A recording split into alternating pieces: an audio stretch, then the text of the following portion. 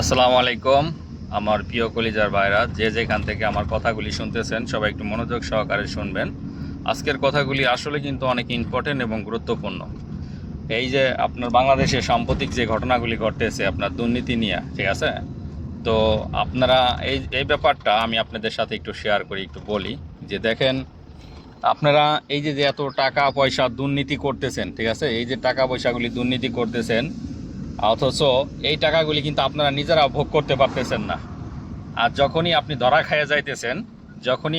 খেয়ে যাইতেছেন তখন আপনাদের স্ত্রী সন্তানরাও এটা দায় ভার নিতেছে না। দেখেন কি একটা আশ্চর্য ব্যাপার।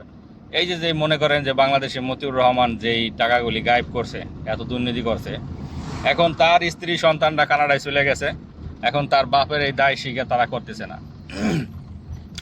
এখন এইটা আমি বলতে চাই কিসের জন্য, দেখেন যে সাধারণত এখন মানে তার বাবা আপনার মনে করেন নিতে চাইতেছে না,